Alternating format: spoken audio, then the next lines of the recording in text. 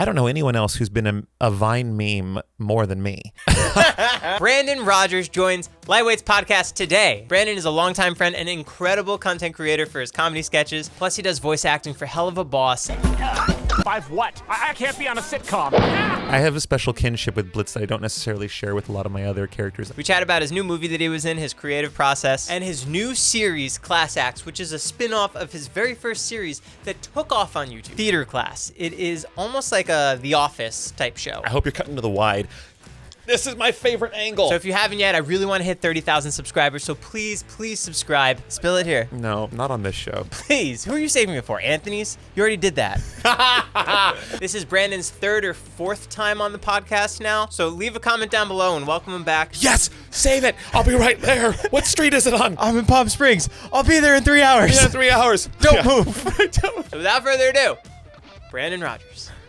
As a guy who used to film with you, there's one scene where you look really buff. Here we go. Were you pumped to put that in your video as like a, hey, look at how hot I am now? Which scene are you talking about? Depends, because there are those scenes. Episode 2 of Blame the Hero?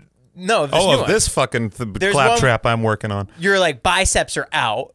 Obviously. Yeah. Obviously. It's been not working. Hey, you know, it's all acting, set design, props, costumes. It's all just a front. And the muscles, however, are not just a front; they're in the back too.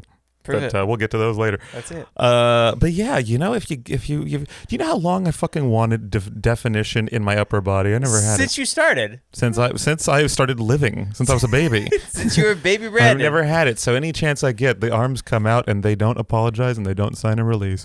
We just watched your new series. What's it called? Class Acts, and it is a continuation of Theater Class from 2009, which was my first ever like major web series that I've done. That's crazy. That's 14 years ago. 14 years in the goddamn making. Can you believe that? And you got the same cast. Same cast. Yeah, there's like one or two that couldn't make it back, but it's pretty much the entire, and a bunch of new people. It's the people I'm filming with now and the old people from 14 years ago. It is such a fucking legacy project. It feels like it makes you reflect in all these different ways returning to something that old. I'm so serious, Joe. I'm going to take off my sunglasses for the rest of this interview. Uh-oh. I got to keep my... There we go. I hope you don't cut to a close-up. Are you... How did Theater Class survive all these years that now you can do a continuation of it? Sorry, your face. What? I was just doing a normal face. You're just laughing at my face? There's no separation between the art and the artist there. No, what was your fucking question? How did you do a continuation of a series that you made on YouTube in 2009, 14 years later? How are you still doing it? How are you still able to continue making this? Yeah, it feels like I've fallen back in touch with a friend I fell out. Theater Class was a series that I kind of cringed at because, you know, no one ever likes to remember their first ever big project. It's not like you just keep it. I mean, some people do. I don't know. But I like to always, you know, anything that I did more than like 2 years ago, I cringe at. And so for Theater Class, I've always just sort of, I've tried not to look at it. I've tried, like, I know it's there on the channel and people will comment like, oh, I still watch this series, or I check back in with Theater Class every now and then, or that's how I found you. But I just sort of like, okay, great, it's there, but I don't want to watch it. And then about, I don't know, 6 or 7 months ago, Liam and I were at a convention, and a lot of the people were coming up talking about Theater Class, you know, at the booth, and I didn't realize the show still had so much lifeblood in it after all these years. And I'm thinking, it's like when you hear people talk about like an ex or an old friend that you don't talk to anymore, and they're like saying great things about him, and you're like, well, fuck, maybe I was an idiot for leaving this shit behind. So I went back, and Liam and I watched the entire thing from beginning to end. And who's Liam? Liam is the person who filmed the entire thing. Wow. Yeah. Not back then. Liam was a baby claptrap 8-year-old baby pants back then. 8 years old. If I knew back then that someone who's 8 years old is going to film the final season of this project, it's very mind blowing. But yeah, I gave it a shot, watched it again with him, and came to the conclusion that I was being really harsh to myself for thinking, I assumed the production value was much lower than it was. There were parts of it that I was amazed. I was like, wow, that was, you know, I was 20, I was 20 years old when I made that. So and that was pretty early in your filmmaking journey. Yeah, I remember because we would go out as a cast to Chili's after almost every shoot, and I couldn't order drinks. So that's tells me how young I was when I made it. So to look, you always think, oh, I was 20, it probably looks like shit, and I just didn't want to look at it. But then once I forced myself to watch it again, I have to end this. I have to put a finale to this, and then I announced it, and people were very positive. I was afraid that people would be like, "Oh, he's returning to his, old work because he can't think of anything new." It's like, I've had this season in my head for a while. I've been wanting to do this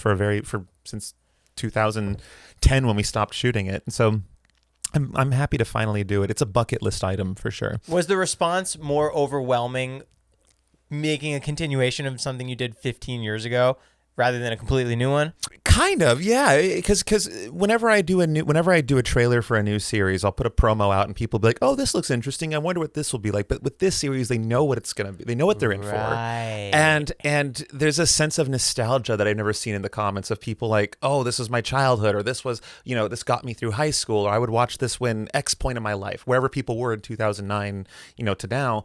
The show has had a different impact on so many different people, and so it's cool to return back. And I'm always a big fan of when shows have a proper comeback, like The Comeback, which is one of my favorite shows, came back, was it like 10 years or something in between the seasons? And so it's very refreshing to see something you thought was dead come back to life. What's changed from you as a filmmaker then to now? Are you still editing? Are you still writing? Are you still doing everything yourself? Very little. I think that's crazy, Brandon. Very little. I still edit on the same software. I still capture sound the same way. Yeah, iMovie. Brandon Rogers edits his videos on iMovie. Yeah. That is the most shocking thing I've ever heard. Go fuck yourself. No, it's an honor. Oh, okay. All right. Here we go. That's crazy. Yeah, I love it. I love iMovie. I just like a simple timeline. I also have ADHD and I like to smoke weed. So it's like, I don't have time for all this buttons and gizmos of Final Cuts and Premieres. I use Premiere for my VFX, but... You do that stuff, but the basic outline is... I don't like buttons. I don't like lever. When I see a software and it's all this... I think a lot of people,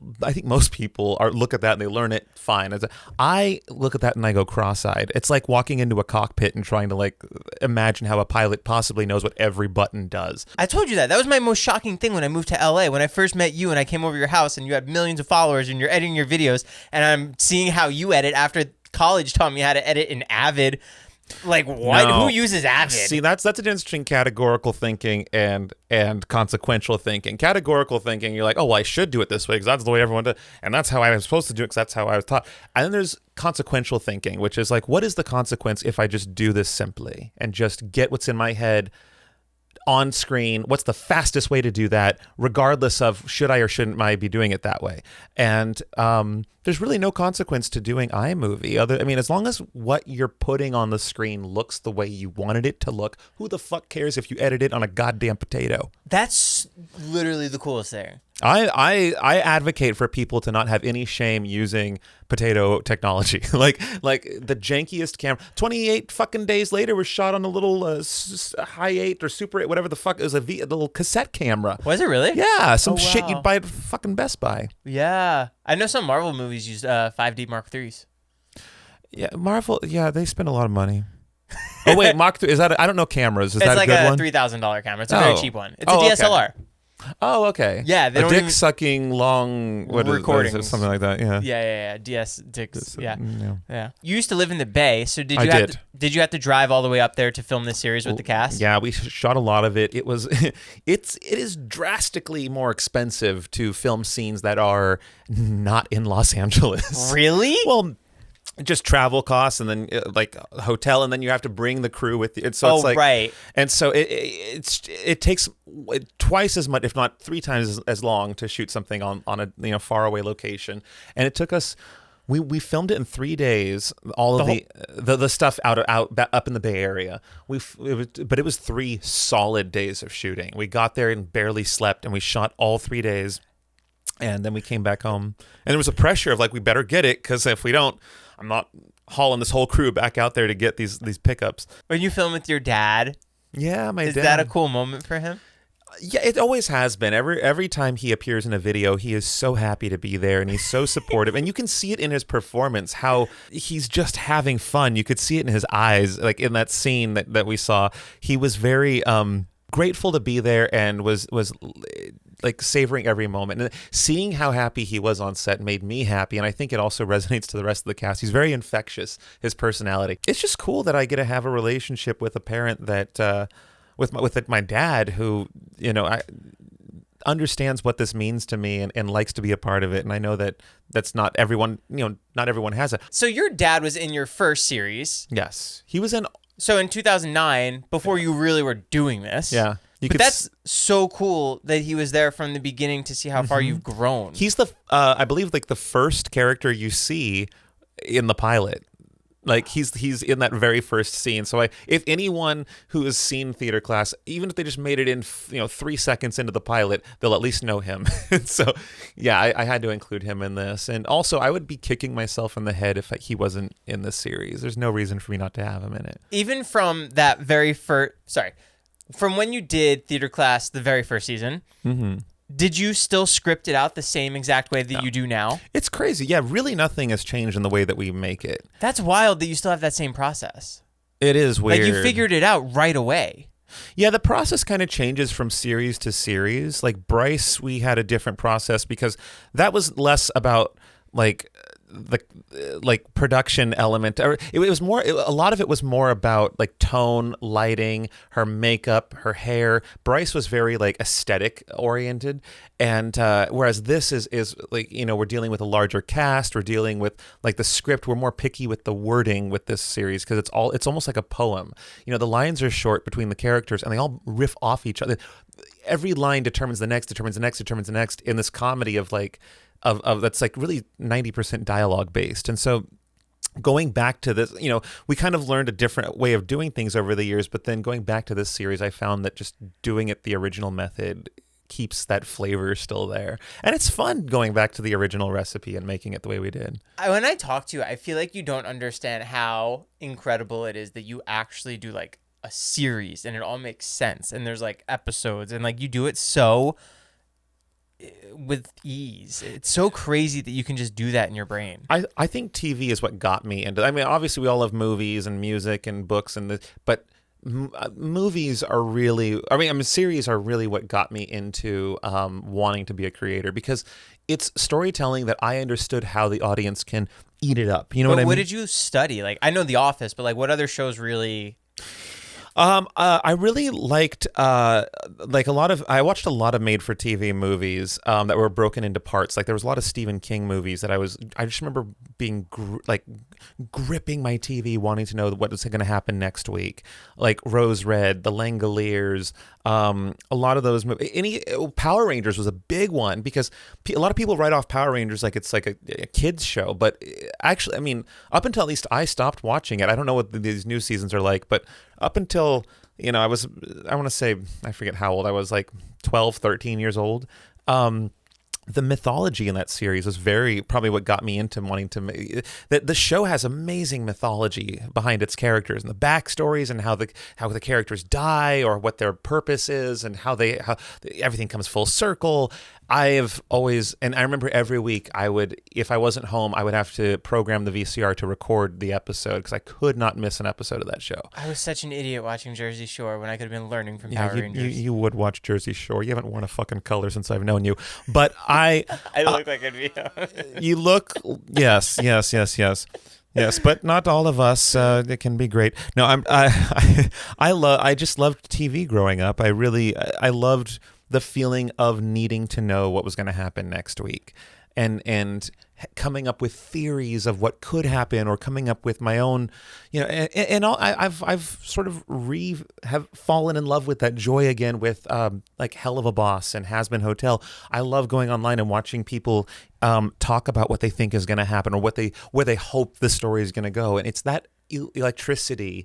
It's that I'm drawn to with doing a show. Like with Theater Class, I love the fact that I try to make every episode end with, oh, where is this going to go? Or, you know, I can't wait for the next part. So because I sat in front of the TV so much as growing up, I feel like I know the ingredients that taste really good when you're making the stuff, and so yeah, I love storytelling, and I find filmmaking to be the best way of storytelling. It's the only art form where you get to work with every other art form.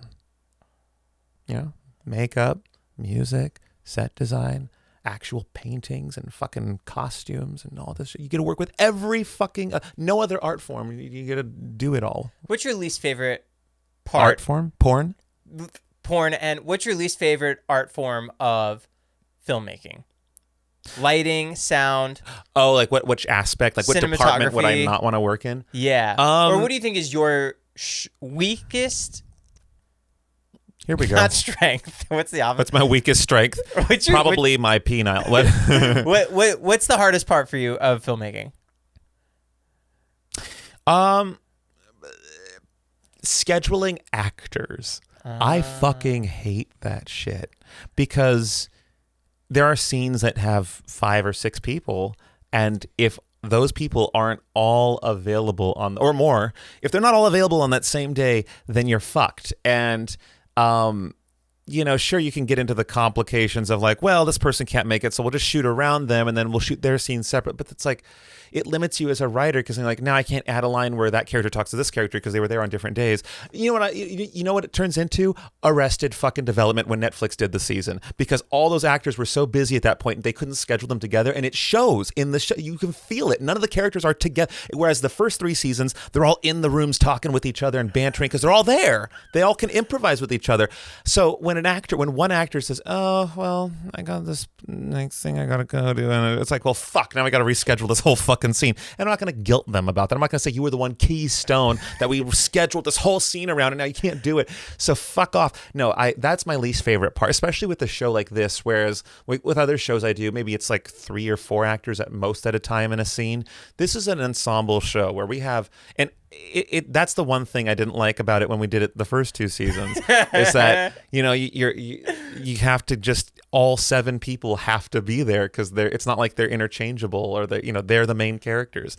So that's not fun. It never has gotten any funner or easier because everyone, no matter who you are, can suddenly have to be called into something, whatever it is. Life is, so the fact that I was able to do seasons 1 and 2 and not pay a single actor, because we were all broke back then. I mean, those were all everything in seasons 1 and 2 of Theater Class. Those actors were giving me their time because they believed in the project, and that is like that's a kind of devotion to a project you cannot find in Hollywood.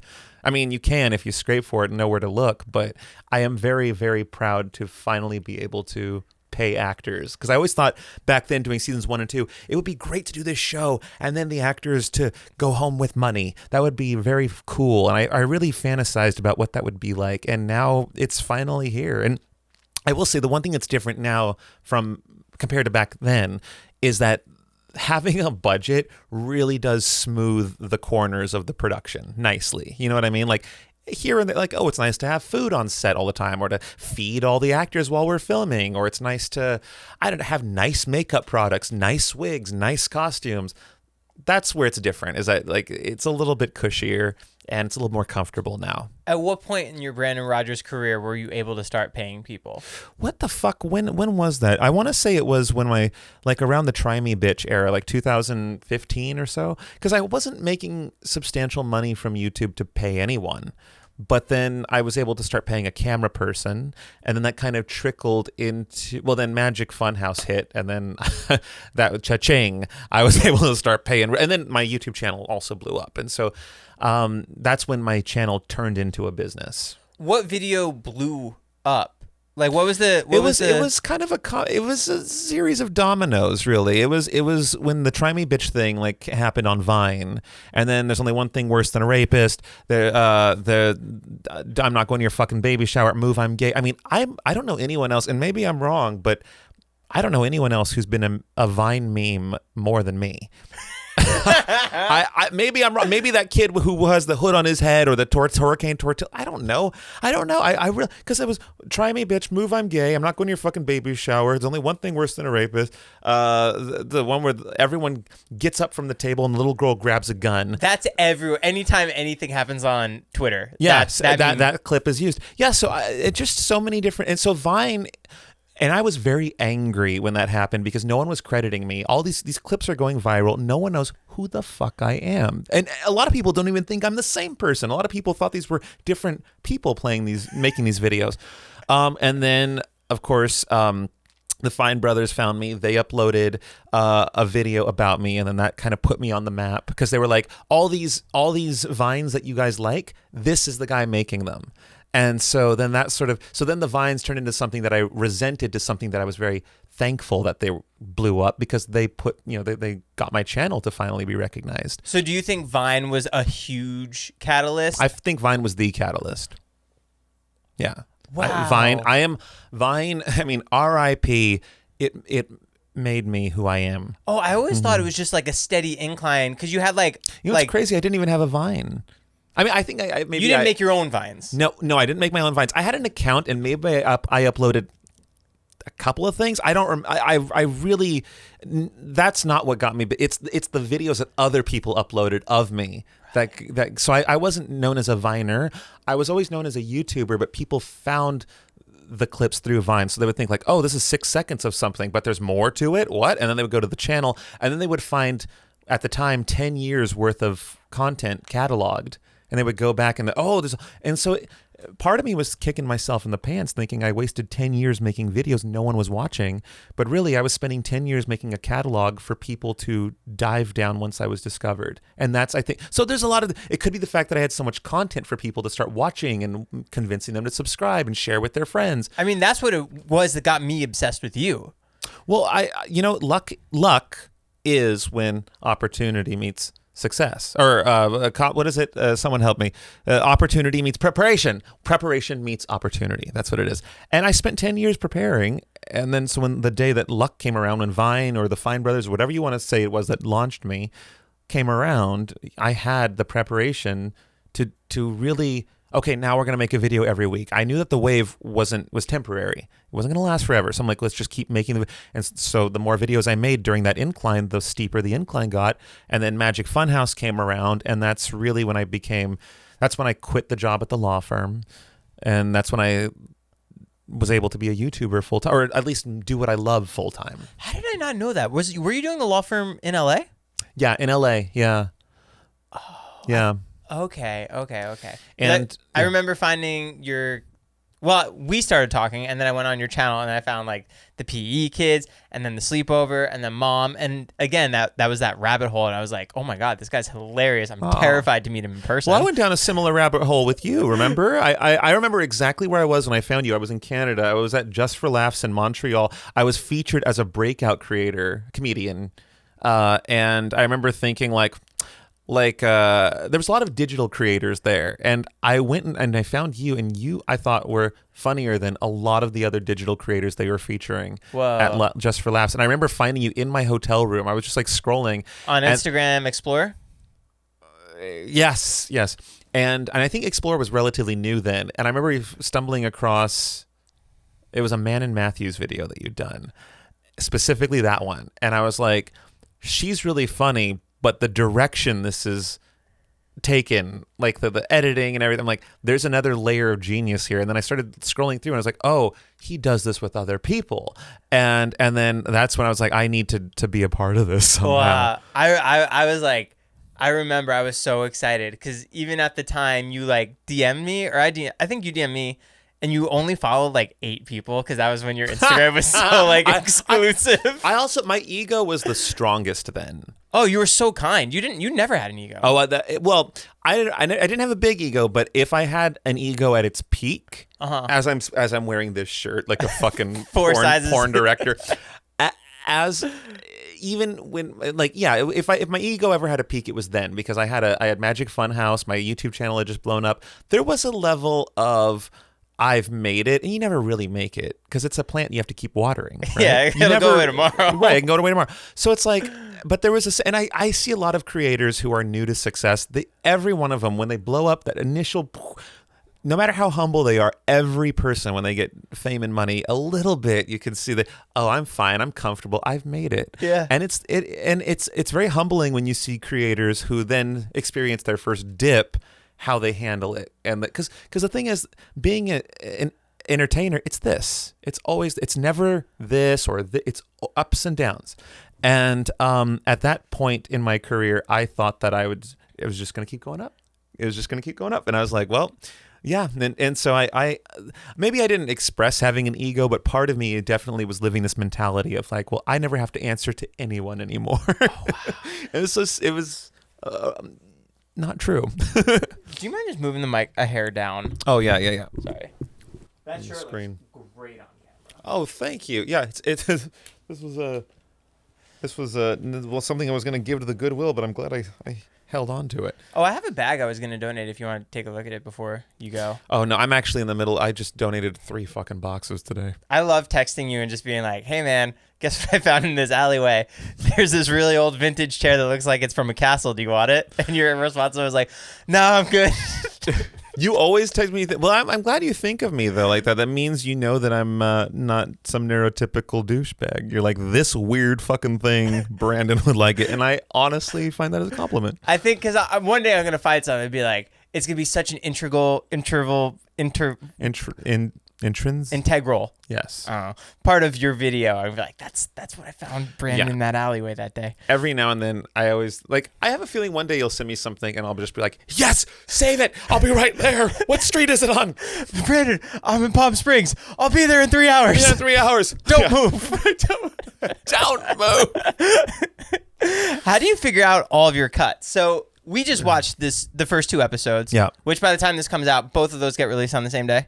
They're a week apart from each other. So maybe the first episode's out. I don't know if it's episode 2 is out right now, but okay. So even episode 1, how do you figure out all those cuts? Is that in your head, or when you're scripting it out, you're like, this person's only gonna stop mid sentence, and then we cut off, and then we go and this person finishes the line? Yeah, pretty much. It's very structured. It's from shot to. Sometimes even in the script, I will put like blah blah blah. This person says yada yada yada. And then in the middle of it, in parentheses, switch to a tighter angle, and then continues their dialogue. So, in the script it says, or it'll say like if a character's camera aware, or if a character, just the little subtle things that make it that mockumentary feel or documentary feel. It's all scripted out. For a show to feel as tight as this one does, it's really hard to just like, oh, well, we'll just improvise it and then we'll cut it together. I mean, every line leads to the next line, leads to the next line. It's always yes and then, not yes, but, or you know what I mean? It's not separate thoughts. Every line leads to another thought. So it kind of has to, like writing a simple scene can take hours or days just because we want it to seem so tight. And people go, well, it's really fast. It moves a lot faster than film or TV. Well, film or TV, you're not, people don't go back and rewatch them. I mean, it's the internet now. People are like this. And so you want it as tight as possible so that like when they have to go back, because you can watch it as many times as you want. Mr. Beast has a rule, every 3 seconds there's a cut, something like that. Do you have any Brandon rules for when you're editing? It's not a rule. It's just more of a gut feeling. Like when I'm editing, you feel it down to the split second that you've held on to a shot too long. You can and I know, you know what I mean? Like you can feel it like, oh, this right there, that's too stagnant. I wouldn't. I mean, Mr. Beast probably has numbers for everything, and his fucking cat. He's probably organized as shit. I don't have a system like that. It's all gut feeling. I run around like a chicken with my head cut off. I do. I love chicken. I would love to be a chicken. For you to lose your whole fucking head and still not realize you have any problems. If you had to be any animal, what would it be? Not a chicken. Oh, lion. Yeah, right. Yeah. You would not be a lion. I am a lion. You'd be a manatee. Look at me. Oh, wait. This is... this is something else. It's a cheetah? It's something. It's a cheetah. I don't know. What's the difference between a cheetah and a leopard? Cheetahs run faster. What about alligator and the other one? Crocodile. Are you high right now? I smoked earlier today, but I think I'm sober at this point. Sometimes I'm just fucking stupid. Do you write your scripts high? A lot of the times, yeah. What I like to do, Do you think is you need it? Huh? Do you think you need it to get to that place? No, I don't need it. No, I coffee actually more so helps me write than anything. But I like writing sober. It all depends on what mindset I'm in and like just the mood I'm in, where I'm at. I write every day, and so I try to get myself, and it's never the same place. I try like, oh, today I'm gonna write on a walk, or today I'm gonna go get a massage and write in my head, or today I'm gonna. I don't know. I try and find a place for my brain to just check out and just think only of the script. You know, it could be the shower, it could be just a long drive, anything. And so, I try and check in with myself at least once a day to just get something decent on paper. Yeah. Do you ever focus on multiple scripts at once? I have a hard time doing that. Sometimes, yeah, with Helluva Boss, I have to. Yeah, anytime we're writing Helluva, especially if I'm some of the episodes I write beginning to end. You know, we have a whole team of not I wouldn't say a whole team, but we have a handful of writers on the show, and usually there's that one person who's writing the whole episode, and then everyone else jumps on to tighten it up or. You know, so when it's one of my episodes, it's hard to juggle. Okay, now I'm done. I have to pull myself away from writing Helluva Boss, and then now I got to focus on Class Acts. Or like last year, I was having to focus on Bryce, and then you're writing both shows at the same time, and then you're doing both shows at the same time. So it's like you go from the studio and you're screaming as Blitz, and then you go to another studio and you're screaming as Bryce, and same with this one. I'm playing 3 characters this year. I'm doing 3 shows this year. And that is fucking, I'm so fucking, me 15 years ago would be turning in her little grave right now going, damn, or coming or bleeding, whatever the fuck, however I expressed excitement back then. Yeah, it's crazy to think that, and they're not just 3 characters, they're like 3 characters that I feel like fit me like a glove. And so I'm very, very, happy to be coming back to, I don't know what the fuck I'm talking about anymore. How do you determine who writes the episodes for Helluva Boss? Just whoever. There's never really been a debate on it, I guess. There's But like, if you're writing one full episode, like episode 4, how do you know that Adam's going to write episode 3? Usually Viv, the showrunner, she'll assign, or the show's creator, I should say, she'll assign who does what episode, usually. But she does it based off of who she thinks would be best at which episode. And we've all kind of agreed. Like she knows our sensibilities really well. You know, the episodes that fit my sensibilities, she hands to me, and they're always the episodes I would have wanted to write. You know, it's like, oh, I get this one. Oh, awesome. I wanted to, and you know, there is a bigger universe that she has, so you have to kind of respect that and check in with her and be like, does this conflict any of the mythology? And it's not just her mythology, she follows biblical mythology. And so same with my shows. There is, like, even with my stuff, there is kind of a, like, when I have other writers on a project, there is a mythology to sort of abide by. With anyone's universe, you have to kind of check in with them, like, does this conflict with anything? So yeah, with her shows, I think she knows best which writer does which episode strongest, and I always get the ones that I think are funniest.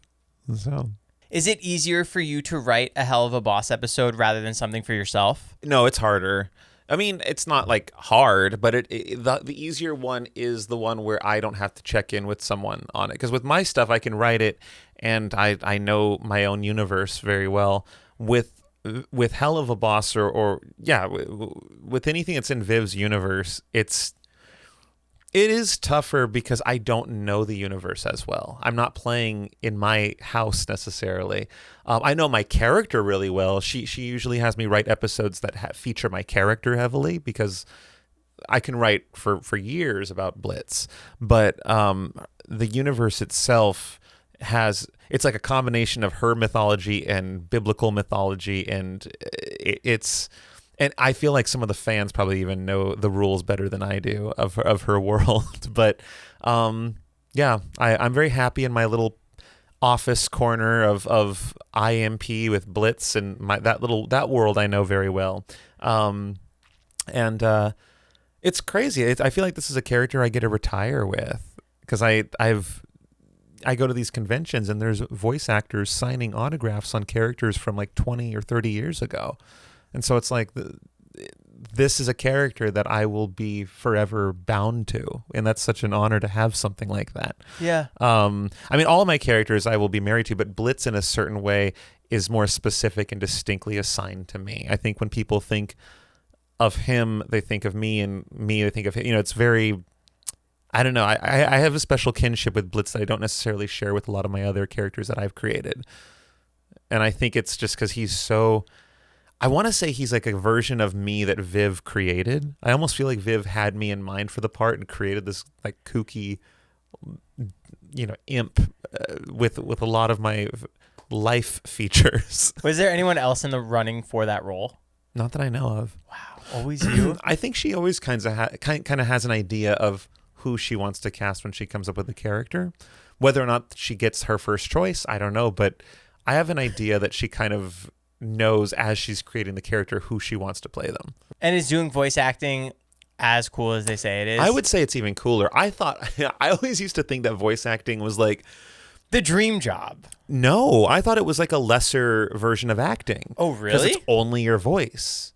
And I thought, well, I always kind of assumed, well, voice actors wish they were screen actors, because at least the screen actors, they have a face that they're known for as well. It's not, and they have to do two things. They have to act with their voice and with their body and with their face. No. With voice acting, here's the thing. You know how you can tell that voice acting is harder? Look at any episode of The Simpsons where they have a guest actor. You can tell which one's the guest actor, even if you don't know that guest actor, because there's something more muted about regular actors with the way they talk. And I can't put it into writing, but you know what I mean. When there's a celebrity guest on The Simpsons, it's flat. It's flat, right? Voice actors have to have this range that's almost bombastic when they're doing lines. Every character, there's a difference between how I talk. There's a difference between how I talk as myself, like I'm doing right now, and there's a difference with how I talk as Blitz. It is harder, I think, to voice act because it's so hyper fixated on the tone, and also people are analyzing it a lot more because you do these lines, and then people spend months listening to those lines over and over, meticulously animating a character to match the proper expression that the tonality of that dialogue is giving. So there's a lot. I think that voice acting, having done screen acting and voice acting, I can tell you voice acting definitely has a certain kind of elegance to it, and it's revered in a certain way that regular acting isn't, because regular acting has not gotten me to conventions. It doesn't get me people creating plushies and fan art of my character. I talk with other voice actors, and it really is it's way more respected than I thought it ever was. Who do you think are some of the most talented voice actors? The one I work with, honestly, Richard Horvitz. I'm not just saying that because I work with him. He plays my coworker on Helluva Boss, but he's also the director of the show. He voice directs the entire series, that and HAZBIN Hotel. And I grew up listening to him. From what shows? Billy and Mandy, Angry Beavers, Power Rangers. Angry Beavers. He is Invader Zim. He is from Psychonauts. He's just done. I guarantee anyone listening to this has grown up with his voice in their living room at some point. He has this incredible range, and he's just one of the most avid working voice actors. And he's just so down to earth. There's so much to look up to him too, or there's so much to look up to him about. And every time I am in the booth with him, I feel like I'm getting a free acting class. Or a free voice acting class, because I'm learning not just how they do it, but in real time, I'm there in the studio actually doing it with someone who's done this much, longer than most other voice actors, and he's the one coaching me. Are there any other plans for other animated shows? That I'm involved with? Yeah. There are. I'm trying to think of which. I have a lot of work lined up this year, more than I ever have. Are you already booked out for the whole year? I'm never booked out for the whole year. Who the fuck do you think I am? I say yes to everything. I'm never booked. But I do have a lot of stuff lined up, and it's like not just stuff that I feel like, oh, okay, I got this stupid, I'm mowing the lawn in the background of a church movie. It's like roles that I would want to play. And I think the more I do this shit, the more I am unintentionally creating a brand that casting directors go, oh, he's a good actor for this. And I feel like I'm finally at a point in my life where I'm not getting, dirtbag bro at a biker bar, because that's not who I am. I'm getting roles that are like Blitz and Katie Killjoy and Alex Rimmer. I'm getting these parts that are, I would play that character. Did you get those mowing the lawn roles prior, and would you turn those down? Well, I really haven't gotten any roles. Did you like go in a after major? them? Yes, I did get a lot of things I was cast for in anything. It would be like, did you know who I was, or did you just pick someone to mow the? Or they'll like, what I was told when I was a teenager is that I wouldn't land any major parts unless I knew how to speak Spanish. Oh, interesting. Yeah, and growing up in a like a white town where anything's possible for everyone, but you better speak Spanish. That was so limiting to me, and so, I'm just happy I get to play parts that I want to play, and the characters will speak Spanish if I so fucking want to. Yeah. Do you think that stigma is still there? You can't go from YouTuber to actor? I think a lot of YouTubers killed that in the YouTubers getting a movie era. I'm not going to say which ones, but I think a lot of YouTubers proved to Hollywood that they are not a safe choice to bank on for a film. I make fun of Anthony and Ian all the time for that shit. They did a movie? Exactly. But I think that enough YouTubers showed Hollywood that it's just not a viable option. But there are some of us who I think should get a shot at doing something creative. And I just saw a movie with Liza a couple nights ago with Netflix. She directed it? No. She was like fourth or fifth lead, but I think she stole the show. She was so good. Well, she's always taken it seriously. She has. And I feel like the ones who do take it seriously, they remain. And, YouTubers come and go. I think we all thought 15 years ago that was even YouTube around back then? 15? Well, when the term YouTuber was starting to pop, I think there was a sense of like, oh, you've made it. Again, like, this person's big on YouTube. They are a star forever. And I think if there's one thing we've learned in the last 10 years, it's that YouTubers or just internet people have a much shorter shelf life than I think any of us predicted. It's not like old Hollywood where you're a celebrity until the day you die. It's like, oh, we've forgotten about you already. It's just such a. So I think the ones that have remained and the ones that have gone beyond YouTube and done other things are the ones that really want it. You can tell, like Phil DeFranco, is it Joji? Am I even saying that right?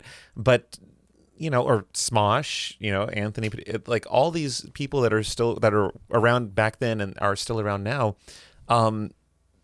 they work hard at their craft. They take it seriously. They want it more than a lot of other people. And I think that if you have those elements, eventually one day someone will see that and give you the right opportunity. Like Vivian, for instance, getting in Helluva Boss or HAZBIN Hotel. That was after years of making YouTube videos, and she saw that and thought I would be good to play a character. So I didn't audition for it, but I spent, at the time, 10, 11, 12 years auditioning for it in a way with all the videos. And so I think if you're persistent at something long enough, the right person one day will see it. Oh, that was good. Yeah. That was inspiring. I think so. I really do. Because even Richard Horvitz, who is a legend, he said, you can't be better than anyone at a lower level, because one day they will be handing you the parts. They'll be signing your checks. They'll be in a position to help you further. And if you're above, the people that follow you when they're very young, they can smell that. And I think that, or if you're receptive to working with them, they can smell that also. And so I know that, there are people who come up to my booth and say, I was watching you when I was 10 years old. I probably shouldn't have been. That's what everyone says. But I'm like, and here you are now, in your 20s or whatever, and one day you're going to be a producer in your 30s and 40s and 50s, and I'm going to be an old man hoping to get parts. And I'm glad that I planted the seed early, because it's true. One day these people will be, or not even just producers, there'll be other artists that I want to work with, so anyway, I don't even know what the fuck I'm talking about now. I forgot why I got on this point, but I do think that being kind to all of your followers, especially the younger ones, will pay off. When you're going to these conventions, that's like the autograph signings? Yeah, and also I don't mean that being kind to anyone should pay off. You should be kind regardless of whether or not it pays off. But yes, I'm cutting that part out. yes. Fuck you. Yeah, I'm the conventions, which are like half my life now. Where do you think people know you from the most now? Because you've been an internet sleuth for 15 years. There's a lot of branding going around. What the fuck did you slur me? A sleuth. Oh. Yeah, I've been. It's a split bag. People come up to me and they're like, "Oh, I love you from Hello Boss," or "I love you from you." I think it really is split down the middle. Where do they know me from? I don't know. A lot of them still like know me as the guy from Vine. Oh, that's so funny. Yeah, and so like when I do autographs, there's a print for every character that I've played, and every character. Mm-hmm, and that's a good idea of. It's a good way to get an idea of which characters are most popular, because you know, certain one like Grandpa usually sells out pretty fast. The mom, Bryce, Helen, Sam, Bobby Worst, Sam is a big one, and then of course Blitz. Blitz is arguably one of my most popular, if not my most popular character. Can you tell who is going to gravitate toward what character? Like, you know, they're a grandpa character? Not unless they're cosplaying as the character. If they're cosplaying as Grandpa, they're going to get a Grandpa print. If they're cosplaying as Mom, and those are probably my two most common characters, Grandpa, Mom, and Bryce. I'll see a lot of those walk up to me. I see a few Sams. It's always a treat when I see someone as a better looking version of my character. Oh, that's so funny. Yeah, it's like someone, or like just like, or someone who looks like that's what Bryce would look like in real life, and she's like rocking it better than I am. It's so cool. I'm like, you are fully realized, Bryce, or fully realized. I've seen an old guy be Grandpa, which was really fun, and I've seen an actual mom be my mom character. So when you see the real versions of them, it's like, oh, that's trippy. But yeah, I'm just happy that these characters have, they're the ones carrying the handlebars of my coffin. They're the ones that are going to get me through life all the way to the end. And I didn't know that these characters would be such a big part of my life when I made them. I didn't think Grandpa was going to be this major pillar of my career. My mom character, certainly Helluva Boss, I had no idea. So yeah, that's why I say yes to everything. I really do say yes to like any project that comes my way. If I can fit it in the calendar, I say yes to it, because you never know. There was a movie that I did 2 years ago, 3 years ago now.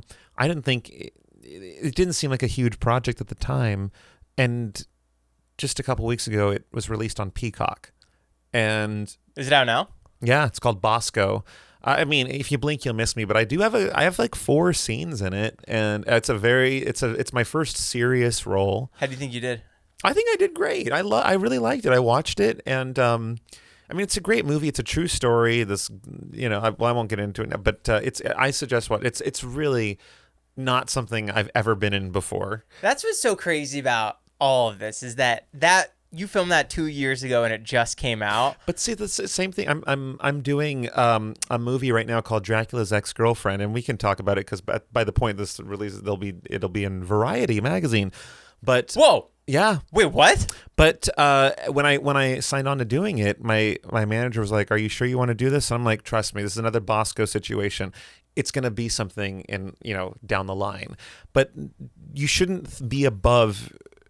If you're someone who's in a similar situation to me, you shouldn't be above, I think, any project, unless it sounds absolutely awful. But you never know what something can turn into. Like Helluva Boss was just supposed to be like this little animated short that was like a test pilot, and if it did well, maybe we'll do other episodes. But that wasn't the plan. And then it did really well, and then we're like, we got to get to writing, and then it turned into what it is now. And so, when that first episode of Helluva Boss came out, were you overwhelmed by the response, or did it take a while? What happened was I shared the animatic with a friend of mine. What's an animatic? That's like a halfway done animation, or it's like an animation, not even halfway done. Well, I shouldn't. It was like the sketch. Yeah, it's like a really just bare bones, janky. There's like storyboard, and then there's like an animatic right above. You know, it's like just above that. And I shared that with a friend of mine, and I said, "Is this good?" Because I'd spent the last month writing it, voice acting it, and then then another month went by, and then we saw an animatic of it. So I was like, "Is this any good?" And my friend was like, "Holy shit, you got to be on this show!" Oh my god! And my friend was a big animation lover, and I admittedly wasn't huge in animation beforehand, so I didn't know if this was. But he said, and then HAZBIN Hotel, the pilot came out, and that blew up. And so Helluva was scheduled to come out just a little bit after that pilot. And when HAZBIN blew up, that's when I was like, holy shit, Helluva is going to be big too, because it's going on the same channel. And so that was when I wasn't overwhelmed, because we were all, now that we knew that there was an audience for it, we were expecting a big splash at that point. But the overwhelmed part was when HAZBIN's success happened, because that's when we realized, shit, the audience is here. They're lined up. They're subscribed. They're ready for this pilot. I think what was overwhelming was feeling the devotion from these fans, because these fans are not typical fans. These are fans that memorize everything from it, and they have all the merch, and they make this incredible fan art, both in visual and in audio. They create songs inspired by the show, based on the show, covers of the show's songs, and to see people ingest art this way, it was really cool to be a part of the other end of that, because I've never seen, I've had devoted fans before, but seeing animation fans are specifically different. Like it's kind of cool because they're like obsessed with your art in the way that like it's really detached from you, because it's not your face. Well, see, and I to that point, I was going to a lot of conventions like VidCon and Playlist Live, and those are conventions where people are excited to see you because you're famous. There's very little separation between you and what you do. And at the conventions I'm going to now, like these are much more tailored to people who like video games and animation. This is where people like the work. They are here because of what I've done, not because of me or who I am, but because of what I put effort into. And that is so much more gratifying to me. People, at VidCon, I'd have people lining up to take pictures with me who didn't even know who I was. They were just, oh, you're famous, so I got to get a picture with every famous person here. And cut to these conventions, and they're like, I loved in this episode the choice you made when Blitz did this, or what do you think is going to happen between these characters? I could just, you get to be a part of them digesting the art, and that's really cool, because that's why I'm there. I'm not there for them to meet me. I'm there to talk about the stuff that we've done that year. At Peacock, I got that role because of my friend, Georgie. Yeah. She was a producer on that movie. And so that's why I got that role. And then HAZBIN and Helluva, I got that because Vivian. Yeah. And so it's like, I got forced into Peacock and Amazon. Like, I'm starting to force my way into Hollywood, but because of my friends. Right. And I do want one day for Hollywood to not be afraid to be like, you know what? I don't need a reference. I'll just pluck Brandon by myself. Well, I think that happens over time. Like the Netflix premiere that I went to, they emailed me directly, and it was so out of the blue, and I was so confused why they picked me, because there were no other creators there. It was like me and like two other people, like genuinely just two other creators that I saw. Holy shit. It was so weird. And I walked the carpet ended at 6:30, and I got there at like 6:28. So people walking the carpet were the writer, and then me, and then the whole cast. So it kind of looked like I was part of it. Oh my God. You do look like a Hollywood Joe. I did. The security was like trying to not let me go through somewhere. And I was like, I'm just trying to get over there. And he was like, I can only let through the cast and the crew. Are you part of? And he wouldn't say am I part of the crew or not. Oh, you just gotta say Google me, bitch. Yeah, Google me. Yeah, Google me, bitch. I've only once ever used the Google me thing. What do you mean? I was locked out of my hotel room one time. But there's so many other Brandon Rogers. Yeah, but listen, fuck you. First of all, I was locked out of my hotel room, okay? And the person was, yeah, and also fuck you again, because Google me. Actually, do you see the other Brandon Rogers is there? There's the one singer, and there's ass. Well, the other one? We all know about this. Is the other Brandon Rogers I was talking about. Yeah, let's see this cunt. Oh, he's handsome. Fuck you. You're just looking at me again. No, What happened with the Google Me? So I was at a hotel, and I got locked out of my room, and I locked my ID in the room. And I worked at a hotel for fucking 5 years. I know that you can't let them in unless you have some way of proving that they're them. Because what if they're trying to get into someone else's room? So I knew I was fucked. I knew that So I went there, and I told the guy at the desk, I'm like, I don't have my ID on me. But I promise that's my name on the room. And he says, well, I can't let you in the room because there's no way for me to, and I'm rightfully so, as he shouldn't. I don't want someone coming up to saying that they're Brandon Rogers and getting in my room. So I said, can you just Google me? You'll see, just type in my name into Google. I promise you're going to see this face. And he did, and it worked, and I got my key back, but it had nothing to do with me trying to brag or anything like that. I just needed to get back into my hotel room, and I was surprised it worked. He had every right to think I was an asshole. He still would have Googled me afterward, but he had every right to think I was a dick.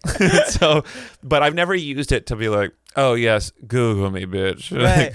I didn't know you worked at a hotel. Did I not tell you that? No. Yeah. I worked for 5 years. I worked at a hotel. I did everything there. What was the craziest thing you ever saw working at a hotel? No, this is the best thing that happened there. The best thing. This woman caught her husband cheating on her. That's the juice I'm talking about, man. This is why you can't give out the room numbers or the names of who's in. So she came. It was like 11 o'clock at night, and this woman came in furious.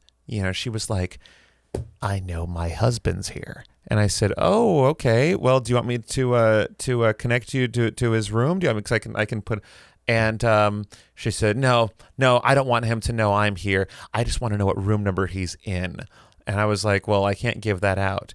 And she was like, fine. She goes out all night long. She circles the hotel looking for what room, trying to find him in the window. There's only a 3-story hotel. So she, she's like, okay, I know that you have a guest in this room, because I could tell by which lights are on. And I said, and I knew the guest she was talking about too, and he definitely was cheating. He checked in with someone. First of all, his ID, he was from in town. He lived not far away. So either his house is getting fumigated or he's fumigating someone's box. And so I was, and the person he checked in with was clearly not his wife. They didn't, you can tell, you just met, And so they went up to the room, and I knew her, and I, at the time, I was like, I was like, I'm gonna help you catch your cheating husband. So I was like, look, I legally You got can't. involved? Of course I did. I was working graveyard shift. You think I got shit to do? So I said, I can't tell you what room he's in, but I can't stop you from sitting here in the lobby all night long, and that's our only elevator. Brandon, you crazy little man. No, I like helping someone in need. And so she sat there on a little couch in the lobby. We spent the night together. Did you guys talk in between? Yeah, but she was kind of crazy. She slashed his tires. Oh, she saw his car there? Oh, yeah. She slashed all his tires. And what happened when they confronted? So 7 a.m. or so rolls around. My shift ended at 7, and I was going to stay for however long it took, even after I got off work. But sure enough, right at 7 a.m., husband comes out of the elevator. By himself? Yeah, and I told her, I said, just don't do anything in the lobby. Just take it outside. So his face when he saw her, he went outside into the parking lot with her, came back in. He was crying. And this guy was a big guy. He looked really tough. He came back in? He came back into the hotel crying because his tires were slashed. He said, I called my mom. She's on her way to pick me up.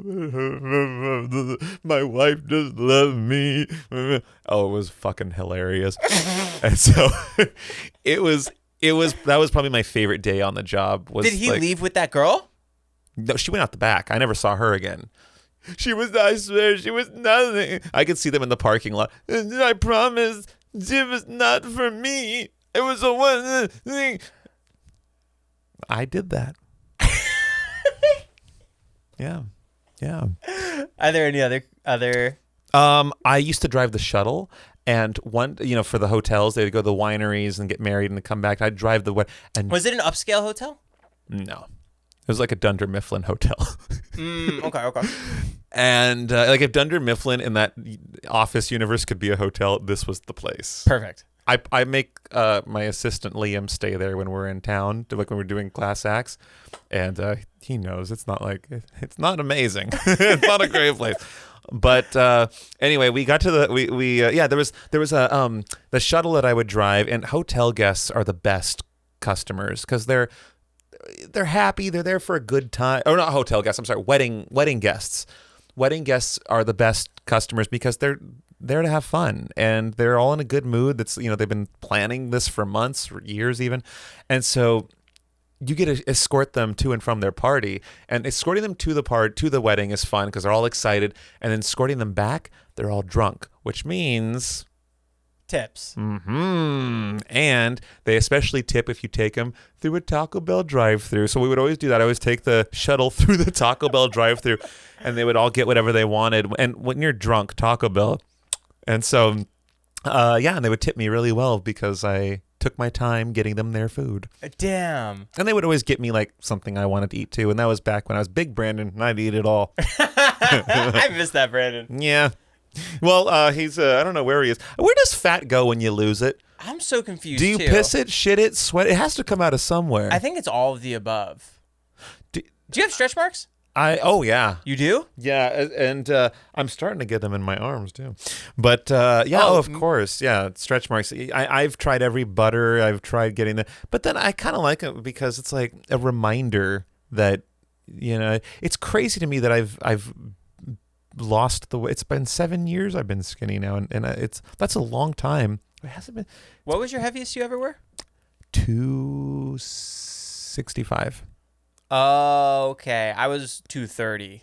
You fat fucking chunk. Don't shame me. Large and in charge, Joe Vulpis. Oh, big hips coming through. Big hips. Oh my God. Yeah, you. What do you weigh now? What's that? I weigh 160.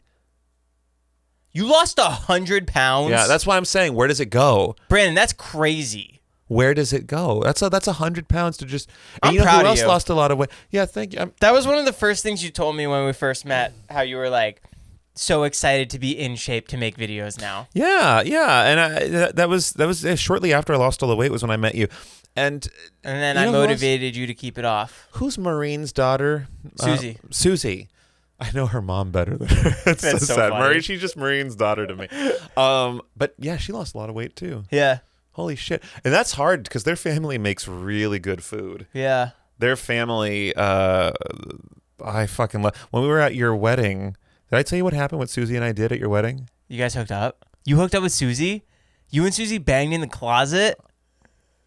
I didn't want to say it here, but I thought she would have told you before me. Wait, I'm kind of happened? offended she didn't tell you. I'm just finding stuff out. Someone yesterday told me about a fight that happened. What? Who Oh. got in a fight at your wedding? Can't say who, but there was a fight. Was it physical? No. But there was screaming. Oh my God! I you did that. That was my day. You chose to have your fucking wedding during Hurricane Hillary. Pretty cool, huh? Although it was a little drizzle. That's all it was. It was a downpour. Okay, so I have to say, Joe, the hors d'oeuvres at your wedding, they were amazing. I'm a foodie. The food sucked. What? Fucking. First of all, I'm keto. It was pizza, pasta, not even a fucking salad at this claptrap. Because I am a foodie. We are there to eat. It was a Michelin star restaurant that served the food. More like a Michelin Man restaurant. You're insane. No, the hors d'oeuvres were good. The food, honestly, it was garbage. But You're only saying that because you couldn't eat it. I know. I still ate it.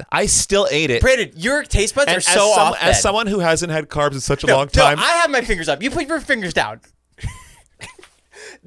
My wedding food was top notch. You were the first complaint. No, How dare I'm not you? And I'm not the first complaint. But so we went down. So Susie and I, who are both like trying to do keto because we're losing weight, we're like, this fucking food, we can't have any of it. So what did we do? We marched our skinny asses down to that reception area. Oh, and you took the grazing table? We were by ourselves. Like it was this big empty reception area, or not reception area. Where you first the mingling. Yeah, area. part one.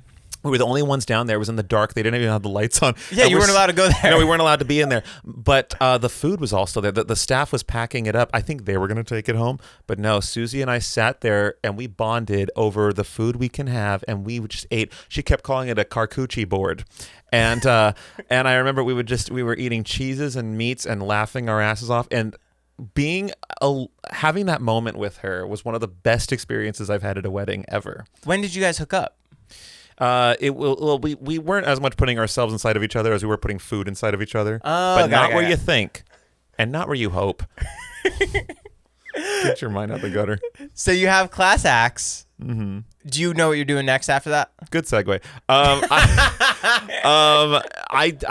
I always kind of know what my next project is going to be. Yeah, what is it? Toward the end of it. Spill it here. No. Come on. Not on this show. Please. Who are you saving it for? Anthony's? You already did that. I've done it twice. I have been on that fucking show twice. He's brought me. That's too many times. Spill it here. Come on. What do you got? I'll spill that. How about that? Stuff and Sam Part 2. 20 more episodes on Facebook Watch. You know I was on Pauly Shore's podcast, right? Yeah. Was that a big deal? I mean, yeah. Did you become friends with him after? No. Do you have the urge to become friends with people after you meet them? Or is that just me? It's just you, Joe. I know you need the friends. Because anytime anyone comes over, I just want to befriend them. Oh. Brian Baumgartner, me and him are buds. He watches my stories still. Well, Brian Baumgartner's not here right now, is he? No, I got Brandon Baumgartner. Brandon Baumgartner. I bet you he's a good kisser. I know he's a good kisser. Ooh, you heard it here on the Brandon Rogers guest episode. Brandon, thanks for coming by. Thanks for telling us about the new tea, about your new episode with Stuff and Sam coming out very soon this December. Yeah, Joe, you're always making me come. Go check out Brandon's videos. It's going to be linked down below. The series just came out today, and hopefully you guys enjoy it. I hope you're cutting to the wide. This is my favorite angle. Oh, my God. I just broke my glasses on your podcast. This show is fucking cursed. I think we got our clickbait. There it is. No, just the screw came out. Is that okay? Yeah. Are you sure? Yeah. Can you just give me a thumbnail?